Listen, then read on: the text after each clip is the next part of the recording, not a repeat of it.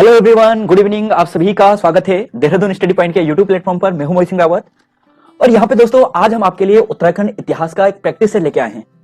ये total 30 number का होगा और उन्हीं टॉपिक में से होगा जो अभी तक हमने आपको पढ़ाए हैं, यानी उत्तराखंड इतिहास जो सामान्य इतिहास है वहां से लेकर और रानी कर्णावती तक। इन्हीं टॉपिक से आज हम आपके लिए 30 नंबर का यहाँ पे टोटल एक प्रैक्टिस सेट लेके आए हैं और आपके इस टोटल 30 नंबर के टेस्ट में से कितने नंबर सही बन रहे हैं वह भी आप जरूर शेयर करें। तो डिस्कस करते हैं आज के अपने प्रैक्टिस सेट से। क्वेश्चन 1 है दोस्तों, बेकर सूची के अनुसार अजय पाल की मृत्यु संवत में आपको बतानी है कब हुई थी। 1446, 1389, 1519 या 1515। तो आपने इसका आंसर सोच लिया होगा। इसका जो राइट आंसर है वह है ऑप्शन नंबर ए, यानी 1446। तो 1446 इसका सही आंसर है। अगर हम यहां पे सामान्य अन्य किताबों की बात करते हैं तब आपको जो अजय पाल की मृत्यु दिखाई देगी वो 1519 दिखाई देगी, लेकिन बेकर सूची के अनुसार 1446 संवत में इसकी मृत्यु हुई थी। या फिर अगर हम इसे ईस्वी में बात करें तो यह बनता है 1389, यानी 1389 ईस्वी। तो यह भी आपको यहां पे ध्यान रखना है। क्वेश्चन नंबर 2 है, हाट ग्राम का ताम्र लेख किससे संबंधित है? श्यामपाल से है, मानशाह से है, सहजपाल से है या रानी कर्णावती से है? तो दोस्तों यहां पे हमने काफी डिस्कस किया था, तो आप इसका आंसर जानते होंगे। इसका जो सही आंसर है वह है ऑप्शन नंबर डी, यानी रानी कर्णावती इसका सही आंसर है। दोस्तों इस ताम्रपत्र की बात करें तो यहां पर रानी कर्णावती ने भूमि दान दी है और भूमि दान देते समय जिसे साक्ष्य बना है वह माधो सिंह भंडारी। तो इससे हमें यह भी पता चलता है इस ताम्रपत्र से कि माधो सिंह भंडारी संवतः 1640 ईस्वी के बाद ही उसकी मृत्यु होगी, क्योंकि यह जो ताम्रपत्र है 1640 ईस्वी का है। और हाट ग्राम की बात करें तो यह आपको चमोली में मिलेगा। नेक्स्ट क्वेश्चन पर डिस्कस करते हैं। तीसरा क्वेश्चन है, गोपेश्वर त्रिशूल लेख में कितने नाग राजाओं का नाम है? 5 का है, 3 का है, 4 का है या 6 का है? तो इसका तो सही आंसर है ऑप्शन नंबर बी, यानी 4 इसका सही आंसर है।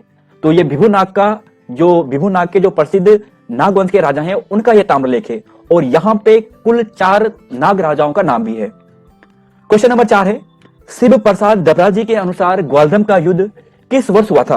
1591, 1491, 1581 या 1490? तो आपने इसका आंसर सोच लिया होगा। इसका जो सही आंसर है वह है ऑप्शन नंबर ए, यानी 1591। दोस्तों यहीं पर अगर हम वाल्टन के अनुसार बात करते हैं तो 1581 इसका सही आंसर है। और यह जो युद्ध हुआ था बलभद्र शाह और किसके बीच में हुआ था? रुद्रचंद के बीच में हुआ था। अगले क्वेश्चन की बात करते हैं। अगला क्वेश्चन है, देहरादून गजेटियर का प्रकाशन किस वर्ष किया गया? 1910, 1911, 1921 या वर्ष 1900? तो इसके सही आंसर की बात करें तो ऑप्शन नंबर बी इसका राइट आंसर है, यानी 1911 इसका सही आंसर है। तो देहरादून गजेटियर का जो प्रकाशन हुआ था वो 1911 में हुआ था। यहीं पर अगर आपको अल्मोड़ा गजेटियर पूछा जाता है तो उसका प्रकाशन भी 1911 और ब्रिटिश गढ़वाल गजेटियर की बात करते हैं तो 1910। अगला क्वेश्चन है क्वेश्चन नंबर 6, महाप्रचंड भुजदंड किस पवार शासक को कहा जाता है? ऑप्शन है महिपति शाह, मानशाह, बलभद्र शाह या कीर्ति शाह। तो दोस्तों इसका जो राइट आंसर है वह है ऑप्शन नंबर ए, यानी महिपति शाह। जो मोलाराम थे उनके द्वारा महिपति शाह को महाप्रचंड भुजदंड कहा गया था। तो क्वेश्चन नंबर 6 का जो राइट आंसर है वह है ऑप्शन नंबर ए। अगले क्वेश्चन की बात करते हैं। क्वेश्चन नंबर 7 है, early Jesuit in travels in Asia पुस्तक के लेखक वेसल्स हैं, विलियम फोस्टर है, ट्रेवनियर हैं या जॉन गोरे हैं? Early Jesuit in travels in Asia, इस पुस्तक के लेखक कौन हैं? दोस्तों काफी इंपॉर्टेंट पुस्तक है और इसका जो सही आंसर है वह है ऑप्शन नंबर ए, यानी वेसल्स द्वारा। तो यह जो पुस्तक लिखी गई थी यह सी वेसल्स द्वारा इस पुस्तक की रचना की गई थी। तो ऑप्शन नंबर ए इसका राइट आंसर है। क्वेश्चन नंबर 8 है, मलेथा की गुल की लंबाई कितनी है? 500 मीटर, 225 मीटर, 400 मीटर या 150 मीटर? इसका सही आंसर की बात करें तो आपको इसका राइट आंसर मिलेगा ऑप्शन नंबर बी, यानी 225 मीटर। तो मलेथा गुल की जो लंबाई है 225 मीटर है और इस गुल में जो पानी आता है वो चकमा या डागर गाड नदी से आता है। तो ऑप्शन नंबर बी इसका सही है। अगले क्वेश्चन की बात करते हैं। क्वेश्चन नंबर 9 है, मलारी ग्राम का उत्खनन का कार्य सर्वप्रथम किया गया। आपको ईयर बताने हैं, 1965, 1968, 1956 या 2001? तो आपका आंसर होगा ऑप्शन नंबर सी, यानी 1956। तो ऑप्शन नंबर सी इसका राइट आंसर है। क्वेश्चन नंबर 10 है, राजाओं का सही कर्म आपको लगाना है। ऑप्शन है सहजपाल, कल्याण शाह, मान शाह, श्यामपाल। ऑप्शन बी है बलभद्र शाह, सहजपाल, मान शाह और श्याम शाह। ऑप्शन सी है सहजपाल, बलभद्र शाह, मान शाह और श्याम शाह। और लास्ट ऑप्शन डी है आपके पास बलभद्र शाह, मान शाह, श्याम शाह या पृथ्वीपति शाह। तो दोस्तों इसका जो राइट आंसर है आप सभी ने सोच लिया होगा। इसका जो राइट आंसर है वह है ऑप्शन नंबर सी, यानी सबसे पहले सहजपाल, फिर बलभद्र शाह, फिर मान शाह और मान शाह के बाद श्याम शाह। तो यह इसका राइट आंसर है। क्वेश्चन नंबर 11 की बात करते हैं तो जहांगीर और श्याम शाह की जो श्याम शाह हैं उनकी भेंट किस स्थान पर हुई थी? दिल्ली में, लाहौर में, आगरा में या फतेहपुर में? तो इसका जो सही आंसर है वह है ऑप्शन नंबर सी, यानी आगरा। इस भेंट की बात करें या इस मुलाकात की बात करें तो यह हुई थी 1621 ईस्वी में, यानी अप्रैल 1621 ईस्वी में जहांगीर और श्याम शाह की भेंट हुई थी। क्वेश्चन नंबर 12 है, नवाजत खां के बाद किस मुगल सेनापति ने 1655 ईस्वी में गढ़वाल पर आक्रमण किया था? खाकी खान ने किया था, जयदेव सिंह ने किया था, खालिदुल्लाह खान ने किया था या मुंताजिब खान ने किया था? तो दोस्तों इसका तो राइट आंसर है ऑप्शन नंबर सी। इसका जो ऑप्शन नंबर सी है, यानी खालिदुल्लाह खान ने किया था। तो शाहजहां द्वारा दोबारा एक आक्रमण करवाया गया था 1655 ईस्वी में और खालिदुल्लाह खान के नेतृत्व में किया गया था, जिसमें उन्होंने देहरादून का कुछ हिस्सा अपने कवर में कर लिया था। अगला क्वेश्चन है क्वेश्चन नंबर 13, सिलसारी ग्राम का ताम्रपत्र संबंधित है श्याम शाह से है, महिपति शाह से है, सहजपाल से है या जयकृत शाह से है? तो दोस्तों यह काफी प्रसिद्ध ताम्रपत्र है और यह जो ताम्रपत्र है वह है ऑप्शन नंबर ए, यानी श्याम शाह का।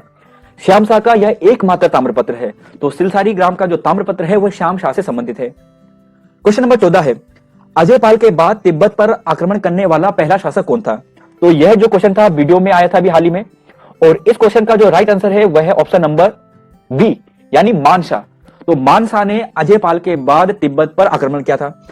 फिर मान शाह के बाद श्याम शाह भी हुए, उन्होंने भी तिब्बत पर आक्रमण किया था। अगले क्वेश्चन की बात करते हैं 15 क्वेश्चन, द्वारका गुफा को प्रकाश में लाने का श्रेय किसे जाता है? यशोधर मठपाल, शिव प्रसाद डबराल, राकेश भट्ट या हेन वुड? तो इसका आप सभी जानते होंगे right answer option number C, यानी राकेश भट्ट इसका राइट आंसर है।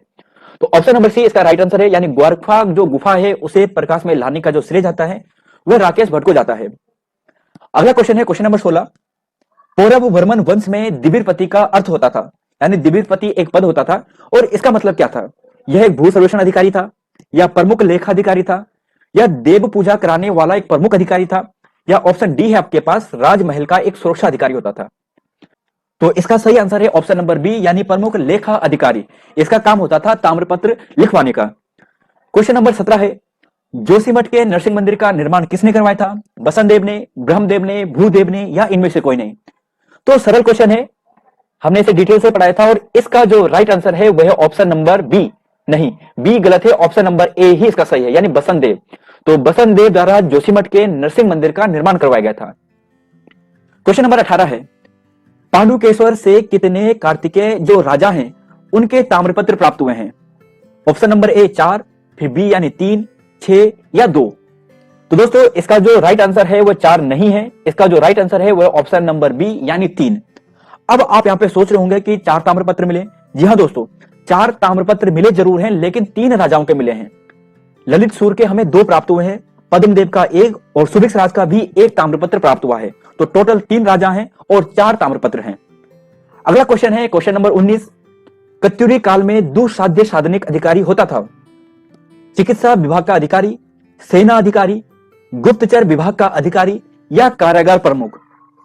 तो इसका आप सभी आंसर जानते होंगे। इसका जो राइट आंसर होगा वह होगा ऑप्शन नंबर सी, यानी गुप्तचर विभाग का अधिकारी। तो दुसाध्य साधनिक कत्यूरी काल में गुप्तचर विभाग के अधिकारी को कहा जाता था। चिकित्सा विभाग के अधिकारी को कहा जाए तो उसे सरभंग कहा जाता था। अगला क्वेश्चन है क्वेश्चन नंबर 20 कि नंदी किस पावर शासक का सेनापति था? मान शाह का था, श्याम शाह का था, महिपति शाह का था या बलभद्र शाह का था? तो आंसर दीजिए आप सभी।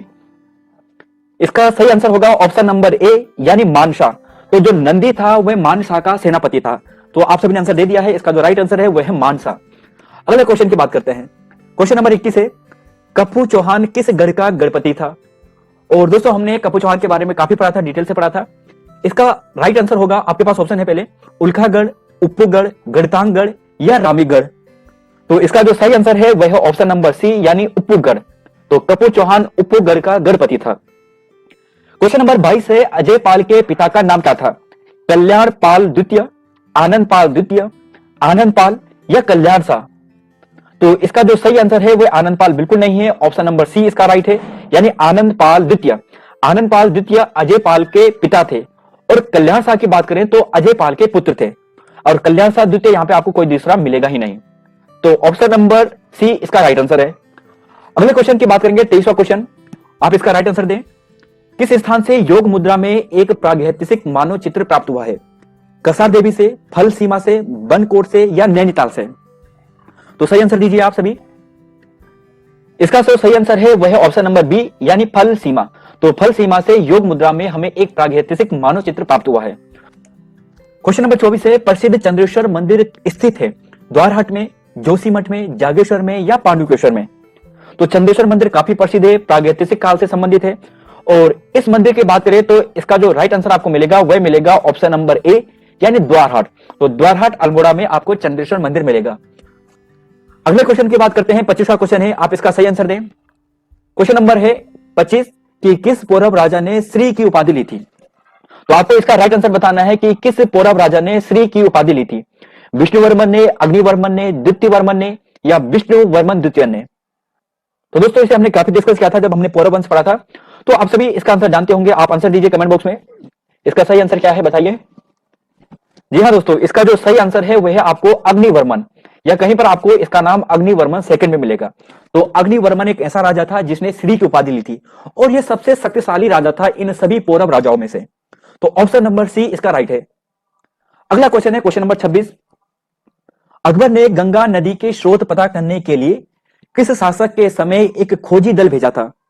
महिपति शाह के काल में, श्याम शाह के काल में, मान शाह के काल में या सहजपाल के काल में? तो इसे भी हमने डिस्कस किया था, आप सभी इसका आंसर जानते होंगे, आंसर दीजिए कमेंट बॉक्स में इसका। महिपति शाह, श्याम शाह, मान शाह या सहजपाल? तो इसका जो सही आंसर है वो आपको मिलेगा ऑप्शन नंबर डी, यानी सहजपाल। तो सहजपाल के कार्यकाल में अकबर ने एक खोजी दल भेजा था गंगा नदी के स्रोत का पता करने के लिए, और सहजपाल के अगर हम कार्यकाल की बात करेंगे तो 1548 से आपको मिलेगा और 1575 तक मिलेगा, तो यानी अकबर का समकालीन हो गया। तो इसी समय अकबर ने एक खोजी दल भेजा था गंगा नदी के उद्गम पता करने के लिए। अगला क्वेश्चन है 27वां क्वेश्चन, इसका आंसर दीजिए। क्वेश्चन यह है कि रानी कर्णावती के संदर्भ में निम्न कथन किसने कहा था? मुगल की 1 लाख पैदल सेना और 30,000 घुड़सवार सेना गढ़ राज्य पर आक्रमण किया, किंतु मुगल शासक शाहजहां को विदित न था कि गढ़वाल की यह वीरांगना साक्षात दुर्गा का रूप है। युद्ध के नगाड़े बजते हैं, गढ़ राज्य के सूरमाओं ने मुगल सेना को तहस नहस कर दिया, और जो सैनिक बच गए उनकी नाक काट दी, यह दिखाने के लिए कि गढ़ राज्य से टक्कर लेने का दुस्साहस करने वालों का जीवन भर अपमान का घूंट पीना पड़ता है। तो यह जो कथन था किस लेखक ने अपनी पुस्तक में लिखा है? निकोलस मनुची ने लिखा है, या सी वेसस ने लिखा है, या विलियम फोस्टर ने लिखा है, या कवि भरत ने लिखा है? तो दोस्तों इसका जो राइट आंसर है वो है ऑप्शन नंबर ए, यानी निकोलस मनुची। और निकोलस मनुची ने यह जो कथन लिखा था अपनी पुस्तक हिस्टोरिया डू मोगोर पुस्तक में लिखा था। तो यह भी काफी इंपॉर्टेंट क्वेश्चन है। 28वां क्वेश्चन है, यह क्वेश्चन भी कुछ इसी प्रकार है, इसका आंसर आप दीजिए सभी। किसके द्वारा यह कथन गढ़ राज्य के बारे में कहा गया था? स्पेशली यह जो कथन था यह मानसा के संदर्भ में कहा गया था। तो आपने बताना है कि यह कथन किसने कहा था, और कथन यह है कि गढ़वाल का जो प्रतापी राज्य है गंगा यमुना के मध्य फैला है, इसकी राजधानी श्रीनगर है, और उनके राज्य की सीमा आगरा नगर से 200 किलोमीटर की दूरी पर है। पूरा गढ़ राज्य लंबाई में 300 किलोमीटर और चौड़ाई में 150 किलोमीटर तक फैला है, और यहाँ के शौर्यवान शासक सोने के बर्तन में भोजन करते हैं। तो यह कथन किस इतिहासकार ने कहा था? निकोलस मनुची, सी वेसल्स, फोस्टर या कवि भरत ने? तो दोस्तों इसका जो राइट आंसर है वह है ऑप्शन नंबर सी, यानी फोस्टर इसका राइट आंसर है। तो आपको ध्यान रखना है ऑप्शन नंबर सी, यानी फोस्टर इसका राइट आंसर है। अगले क्वेश्चन की बात करेंगे, क्वेश्चन नंबर 29 है कि कालसी लेख में लिखे जो कुलचारिक शब्द है इसका अर्थ क्या है? तहसील है, सेवक है, तहसीलदार है, या इनमें से कोई नहीं? तो दोस्तों इसका जो सही आंसर है आप कमेंट बॉक्स में दीजिए। इसका आपको सही आंसर मिलेगा ऑप्शन नंबर सी, यानी तहसीलदार। जो कालसी लेख में जो कुलचारी शब्द है इसका जो अर्थ है वह है तहसीलदार। और यहाँ पे अगर हम तहसील की बात करें तो तालुका को तहसील कहा जाता था, और कालसी लेख की बात करें तो 1860 में जो मिस्टर फॉरेस्ट है उनके द्वारा इस लेख को पढ़ा गया था या खोजा गया था। तो यह इंपॉर्टेंट है। और इसकी भाषा की बात करें तो ब्राह्मी लिपि में है और प्राकृत भाषा में है। तो क्वेश्चन नंबर 29 का जो राइट आंसर है वह ऑप्शन नंबर सी। और लास्ट क्वेश्चन है आज का, तीसरा question, Garhwal ancient and modern का प्रकाशन किस वर्ष किया गया था? राय बहादुर पातेराम जी द्वारा यह पुस्तक लिखी गई है और इसका आपने राइट आंसर देना है। 1917, 1916, 1920 या 1921। तो इसका जो सही आंसर है ये 1917 बिल्कुल नहीं है, 1916 ही इसका राइट आंसर है। तो गढ़वाल एंसेंट एंड मॉडर्न पुस्तक जो राय बहादुर पातेराम जी द्वारा लिखी गई है, इसका प्रकाशन वर्ष 1916 में आर्मी प्रेस शिमला से किया गया था। तो क्वेश्चन नंबर 30 का यही है। तो दोस्तों आप अपने आंसर बताइए, आपके कितने आंसर राइट हुए, कितने आपने गलत किए, 30 में से आपके कितने नंबर यहाँ पे बन रहे हैं। तो कमेंट बॉक्स में जरूर अपने आंसर लिखें, हम आपके आंसर देखेंगे। तो धन्यवाद दोस्तों, मिलेंगे नई वीडियो में। जय हिंद दोस्तों।